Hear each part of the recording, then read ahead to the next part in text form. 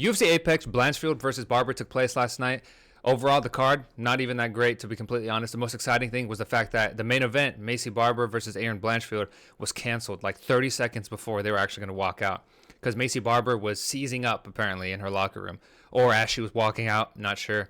We'll get into all that. We got a little interview here from Aaron talking about pretty much the situation. And then we'll talk about, some of the major cards that were on this, or excuse me, the major fights that were on this card. Again, Apex card, not many, another snoozer. But before we begin, if you could please like, subscribe, comment. Comment if you think that John Jones should be stripped of the heavyweight belt. Trying to get that position to 200K. Hate that motherfucker. Yeah, let's get right into it. So, here we go. So, Aaron Blanchfield versus Macy Barber. I picked Barber to win in this fight. I think she would have been able to stop the takedowns. Turns out, bitch couldn't even stop herself. Apparently, she was having seizures or something as she was walking out or in the locker room or whatever the case may be. She's been having health issues prior to this. She went on the Ariel Helwani show and was talking about how after her last fight in Miami, I don't really remember who she fought, to be honest, the Cheeto and Suge card. She was like in and out of the hospital. She had momentum. I think she's on like a 6 or 5 fight win streak. But she's been dealing with health issues. She had like pneumonia at one point in the hospital, but they don't even know exactly what was wrong with her body. I don't know how she was like able to fight now or something, but I think maybe they just found like a steady medium for her body to be at so she could train and prepare for this fight. But yeah, apparently she was like seasoned right before she walked out. That's what caused the whole fight to stop. Literally 30 seconds before the main event was about to begin. On this snoozer of a card, probably one of the better fights I was excited for this fight just because I like Barber, but at this point, I don't fucking know. This is the last women's fight that I convinced myself I'm gonna fucking tune in and tap in to watch for sure. Besides like fucking Wei Lee or Janjaroba, the eye merchant. Yeah. So look, this is Aaron Blanchfield. All right, look, I don't know. Maybe she was capping. Maybe she's not even actually having seizures. But like, damn, bro. Just listen to what she says, and I'll tell you what I mean. To Saturday, she gets to the locker room. I'm fully ready to go. She's supposed to be ready to go. Supposedly now she has like all these health issues right when we were supposed to fight. I think it's pretty crazy, pretty unprofessional. Yeah, I wouldn't want to fight her again. So she's calling her. It's like, oh man, she has these health issues, blah blah blah. She was actually like worried that she was gonna miss weight, which she did miss weight. She was over by half a pound. But she's saying, right, she's unprofessional. She's this, she's that. These health issues, blah blah. I'm not gonna fight her again. I don't want to. All right, Aaron, what was wrong with her? Like, what was unprofessional? Why did she pull out of the fight like 30 seconds before you guys were going to walk? Do you know what happened? I was told she had a seizure in the locker room. I don't know, like, how or why exactly. What, dude? She had a seizure, bro? Like, this is kind of crazy. Look, I get it, right? You train for however long, 8 weeks, maybe 12 weeks, whatever the case may be. Varies fighter to fighter, right? But she's like, yeah, Macy Barber, she's unprofessional, she fucking missed weight, and then we actually didn't even end up fighting because, this bitch is just so unprofessional. Hey, Aaron, what happened? Like, what were you told?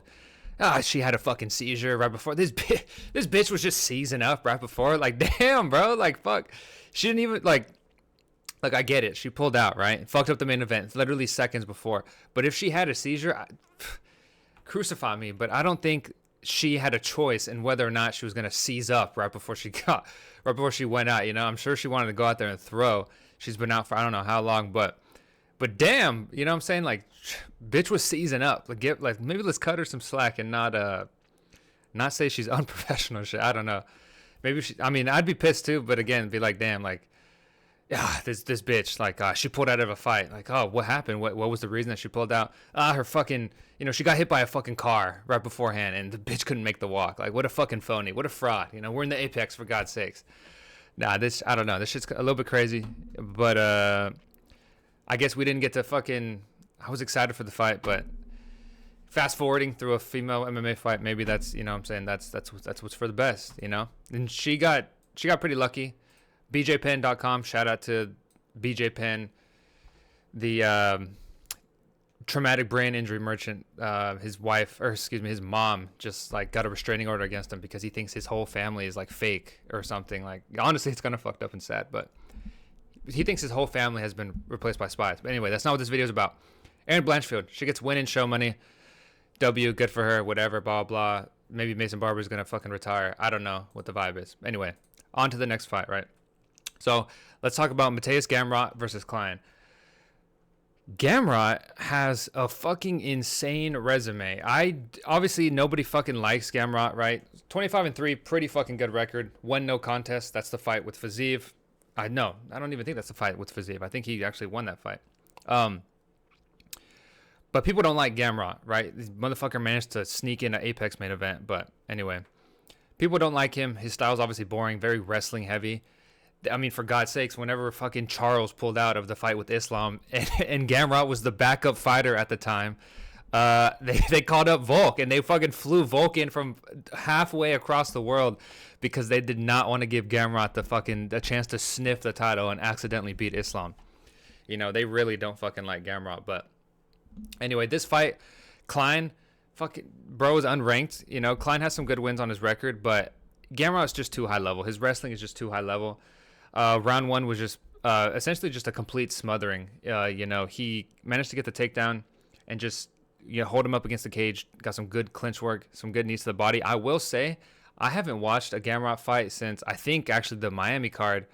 Or no, did he fight Fiziev after? Anyway, that fight ended very quickly. I think I haven't watched one of his fights just because why am I going to tap in for a Gamrot fight? Since he fought RDA on the Miami card. I will say this was a lot more exciting. He was a lot more active than honestly that I'm used to. In round 2, he was throwing some good high kicks, throwing some head kicks. He was very active, but I think he just lacks the finishing ability because again, whenever he had Klein on the ground in round 2, he was just like a weighted blanket, just like a Hamzat version, like a lightweight Hamzat. But without the finishing ability. But I will say, like, even in round 3, he was throwing knees, you know? He was just weighted blanketing him, trying to get these rounds down. But in round 3, he did open up a little bit, you know? He was throwing some, like I said, some high kicks. They pushed the pace, both of them. But Gamrot was just obviously too much for Klein, way too high level. Honestly, I don't know who stops his wrestling. Gamrot's the unsung hero of the Dustin Poirier versus Islam fight, you know, because Dustin was able to stop a lot of Islam's takedowns. Obviously, we know how that fight ended, right? But Gamrot was the one training with him at ATT. I think that was his primary training partner. And he was able to stifle a lot of Islam's wrestling with a lot of defensive wrestling, which is fucking good. Honestly, good on Gamrot, you know? This was a good showing for him. You know, obviously he won. Pretty dominant decision win, of course. Like, fuck, what other kind of win is Gamrot going to get? I mean, as you can see here, I mean, the 6 strikes compared to Klein, 65-24. 6 for 11 takedowns. He didn't get every single one, but again, he's applying that Marab pressure. If he doesn't get a takedown, he's going to shoot again, and he's going to shoot again. He got dropped in round 1 by a jab, but to say he's chinny, I think is too much. I think it was just a good shot, kind of knocked him off his balance. But again, if he gets dropped, he's going for that ankle. He's going for the takedown, you know? So good win from Gamrot. I think Klein had over like a 90% takedown defense. But again, Gamrot he's just a machine, right? He's like, I don't know. I guess he is kind of like a Marab with a little bit more of exciting striking, which is crazy to fucking say about Gamrot. I don't know. I didn't hate it. I didn't hate watching the fight. You know what I mean? He calls out BSD and Patty. I think the Benoit Saint Denis fight is a great fight for Gamrot. Apparently BSD was offered Gamrot and offered Gaethje, but turned it down. And now BSD's, after that fucking performance, the snoozer, not even a snoozer, just a terrible performance from BSD. The fact that he had the hype is crazy. BSD wants to fight Gamrot. Gamrot apparently had like a little video for him that they were going to play on Arrow Hawani's show, but they never did because Arrow didn't want to be disrespectful to BSD. But it was like a little video that Gamrot had sent in. I think that's a good fight. Gamrot is obviously just going to walk through BSD. If Moicano was able to do what he did to BSD and just fucking destroy him with elbows, not saying Gamrot's going to have the same finishing ability, but he's not going to be able to get to the feet. Let's be completely honest. I got Gamrot in that fight all day. I think the Patty fight is good too, but again, you don't want to risk Patty taking that L. I think the grappling, the sprawling, I think that'd be fun to watch for the Gamrot fight. But again, 5 rounds against Gamrot. Besides, Dan Hooker, that's who he last fought. Dan Hooker, actually a great fight, fucking war. Gamrot, to be honest, probably won that fight, but they gave it to Dan. Yeah, okay. Gamrot's on a little tear. All right, I fuck with it. He's not doing too bad. But but again, keep him away from the fucking belt. That's the Gamrot fight, right? The Billy Goff versus Ramiz Brahimiaj. This was a fucking great fight. It was super quick, as you can see. Round 1 sub in 3:16. He subbed him with a standing guillotine. Yeah, no, it was nasty. He shot immediately, got Goff's back, and again, standing guillotined him. Put him out fucking cold too. Body slumped over. It was very, very quick. Brahimaj, this is the first fight I've ever seen by him. I mean, you can see the total strikes. 2, 1, 6 strike. Pretty much just got that neck, did not let go, standing guillotine, choked him, and walked off. Brahimaj sounds like the Muslim version of Pop Smoke, or I don't know what he is, but Muslim, god damn it, that's a fucking religion. Whatever the fuck. Those kind of people, Brahimaj sounds like that version, but like Pop Smoke. Honestly, great fight, super dominant, super quick. This was a fun fight, again, but it was over so quick. Standing guillotine, that's cold, that's nasty. That's a finish, right? Finish in the apex. If that would have happened in front of a fucking crowd, I'm telling you, this shit would have been fire. We need to get the fuck out of the apex. That's the Billy Goff fight. Dustin Jacoby.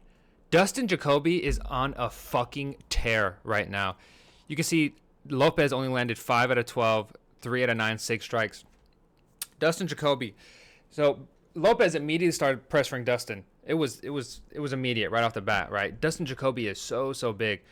But Jacoby instantly drops him with like a tiny little jab. I mean, this bro has power in his fucking hands, if I'm being honest, you know? He's quickly becoming one of my, like, an exciting fighter to watch. I think his past 3 fights, he's gotten a bonus. With that being said, this dude goes out there, jabs him. They go against the cage. Dustin has him in the clinch, right? He starts getting him with some uppercuts, some hooks. Bruno is not able to keep him off him. Dustin just has him in the clinch against the cage. Boom, boom. You know, throwing some uppercuts, some hooks, some knees to the body. He breaks off, and Dustin just starts throwing fucking haymakers. It's not the most technical striking you've ever seen, but he's landing the shots, right? I think he thrives in these little crazy situations like this, you know? But puts Bruno out cold. Hits him with some major shots. Again, a lot of looping punches, not the most technical, but Dustin's going for the finish. This was probably the most exciting fight on the card, besides the Brahimaj fight, you know, which was just a sub. There wasn't a lot of striking going on. This was just straight to the point, you know, just straight striking from Dustin Jacoby. He didn't even get the fucking bonus. Brahimaj, whatever the fuck this guy's name is. He got the performance bonus, which good, you know, standing guillotine, that's fire. But bro, they give fight of night to the curtain jerker of the whole fucking Apex card, which was not even, it was a good fight, I guess, for a fucking women's fight. But you got Dustin Jacoby, this dude's 29-9, and he doesn't get any fucking bread. They gave the other one to Jordan Levitt, which this was a great sub by Jordan. We'll get into that. But you don't give it nothing to Dustin Jacoby, but you give fucking $50K or whatever the fucking, maybe a fucking McDonald's gift card to these 2 female fighters at the beginning of the, you know what I'm saying? Like, we finally get some real violence by Dustin Jacoby and Bruno Lopez. Because let's be honest, he was standing in the pocket and throwing too. Probably should have got his ass off the cage. Find a way to get out of the clinch, you know, so he didn't get knocked the fuck out in round 1. But some fucking action, bro, in the Apex, and you give him nothing. And especially on the streak of performance or bonuses that he's been having, you know? And to give him nothing, I think it's criminal. They don't need to fucking give out any money to the fucking curtain jerkers. It's criminal. If you give us violence, if you give UFC fans, MMA fans what they want, they should be fucking rewarded. Their pay is already dog shit, you know? And if you're not at the top, you know, let's be honest, you already make so much money. You're going to make billions and billions. You need to start giving out. Either up the bonuses, increase the amount of bonuses that you give out if they're going to be giving out $50K still. Because that $50K don't stretch very far. Dustin Jacoby needed a bonus. Great fight. Great little knockout from him. The Zachary Reese fight. Right. Zachary Reese versus Dusko. So, this fight, Zachary Reese is from Houston. I'm from Houston. I was super excited for this. It wasn't a snoozer, but it just was not the best performance from either of these guys, right? There were some good moments from both. Zachary Reese with some clean striking, but at times he would just falter and was dropping the hands a lot. Same thing with Dusko. Again, not a very memorable fight. Straight decision, 3 rounds. Both guys were able to get some takedowns on the other one, but I was very hyped for this fight. I thought this fight would be a finish in the first round, as did everybody, and it just, again, did not deliver. No idea why. Honestly, my opinion, bad performance from both fighters. Yeah. Oh, again, we were gonna have Oban Elliott. Thank fucking God. Oh, versus Brahimish. Holy shit, that would have been a banger. Why the fuck would we have gotten Oban Elliott in the fucking Apex? This shit doesn't make any sense to me. I'm glad they took him off of this. I forgot why. He was just talking about it too on Ariel's show. Don't really remember. But Oban Elliott is an arena fighter. No idea why you're wasting this shit in the Apex. Again, like I was saying, Brahimaj, that finish would have been insane in the fucking arena. Why the fuck did we have it in the Apex? We need to stop having these fucking cards. Hopefully whenever the broadcasting deal changes and they switched, they don't have to have, maybe cut down on the amount of cards, or just get the fuck out of the Apex and just go places for these fight nights, you know? Jordan Levitt versus Kurt Halabo. So it was pretty much one-way traffic the whole time. Jordan Levitt immediately shoots, hits a nasty suplex on Kurt. Jordan Levitt, the twerk merchant, thank God he said he's not going to twerk anymore. Thank fucking God. I mean, we do not need people representing the sport to be twerking. These alpha males, right, to be twerking. He kind of reminds me of like a band geek in a way whenever he was talking. But anyway, solid performance from Jordan. Like I said, suplexed him, got an anaconda choke on him, and squeezed tight. I mean, this was immediate from Jordan Levitt. This was a dominant performance throughout. He kind of was supposed to do something like this, right? Because his loss, he lost to Patty, lost to Chase Hooper. You know, I forgot who else he lost to. Maybe that was it for his most recent fights. But he needed this win against a guy that I figured I picked Jordan to win, to be honest. Didn't make a video about it, but, you know, I'm still getting to the rhythm of these videos and doing these breakdowns, pre and post cards. Dominant performance from Jordan. Very exciting. This was another banger in the Apex. That suplex in the arena would have fucking been fireworks. DC asked him after, like, you know, what's the new Selly? Bro did the worm. He's going to Johnny Walker and fuck up his shoulder. DC kind of put him on the spot. But again, Jordan Levitt, as long as he's not twerking, he's all right in my book. You know, good finish. Good finish from Jordan Levitt. So, okay. This fight was interesting. I don't know who the fuck Balaji Oki is, right?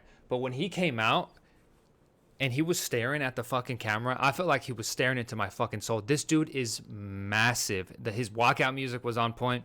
Again, this has nothing to do with the actual fight, and it was a lot closer than I thought it was going to be based on what I was thinking before the fight started. I didn't know about either of these two guys before, but anyway, a lot closer than I thought. This guy is huge, Oki. Balaji Oki, whatever his name is. Let's call him Oki. Or Okai. I don't know. Whatever you say. He's massive. There is absolutely no way that he stays at lightweight. He's going to end up going up to welterweight. Good striking. Honestly, it was a great fight. First round, I gave it for Oki. It was very dominant. He was hitting very, very, very hard. But it looked like he was getting tired, to be completely honest. At the beginning of round 2, he was already kind of gassed. Like I said, he's a huge guy. A lot of muscle mass on him, so I would not doubt if he ends up moving up. He will end up moving up. I don't know if it's necessarily what's going to take, like him not having enough success at lightweight. I don't know, but massive guy. He was already tired at the beginning of round 2. Michael Aswell was scoring, started to kind of take the round away from him, and I scored it for Michael Aswell too.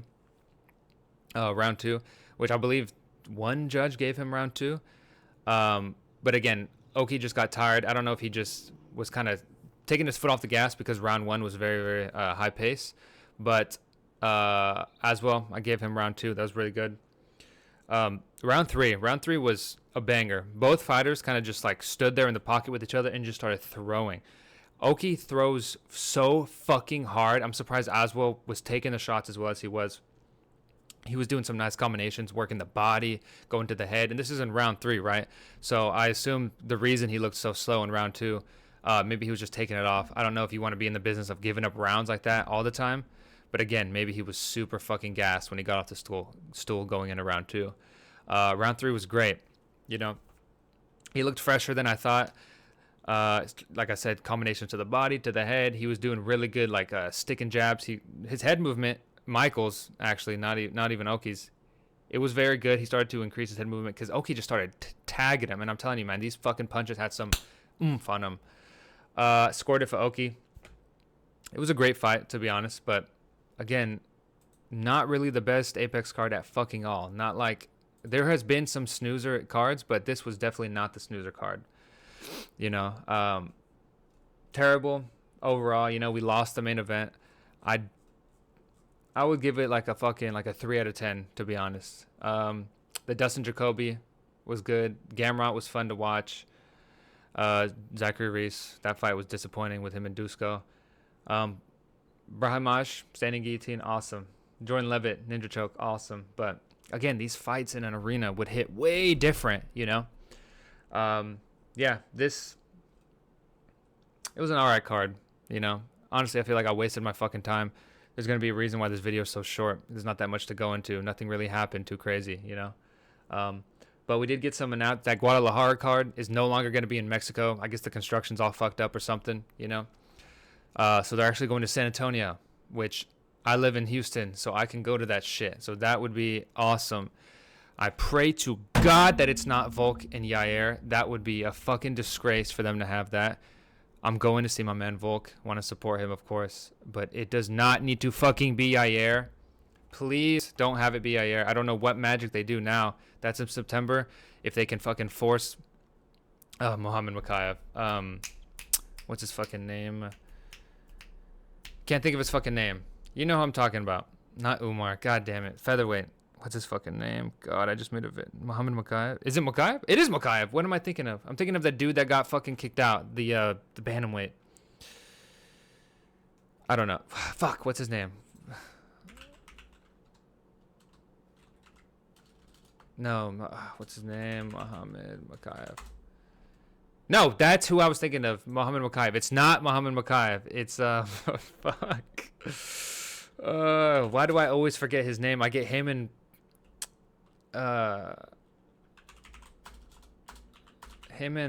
the dude I'm trying to think about mixed up.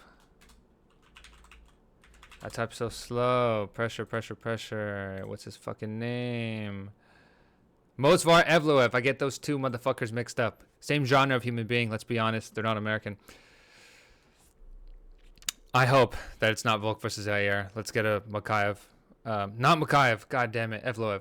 On the UFC no trade card. I hope that happens. And it's no longer a pay-per-view. It's a fight night. So I don't know what they're going to do with that.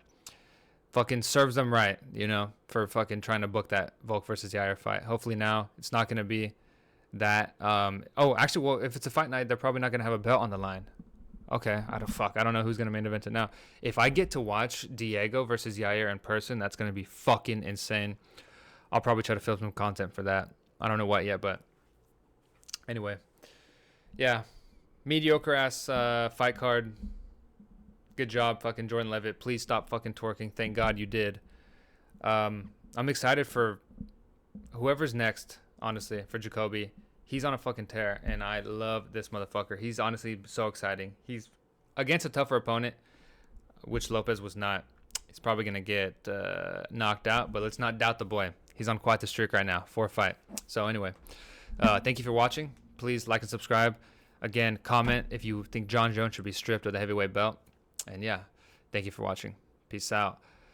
And let me know if I should, what I can do differently, you know? I'm just now starting this channel out. I love MMA, you know? I love the UFC. I watch every single card, so I figured, hey, why not? Why not start giving my opinions on these things, you know? Kind of weigh in a little bit. Still getting used to looking in a camera and talking to nobody, but I think I'm getting better, you know? Little by little. Yeah, so anyway, again, thank you for watching. Peace out.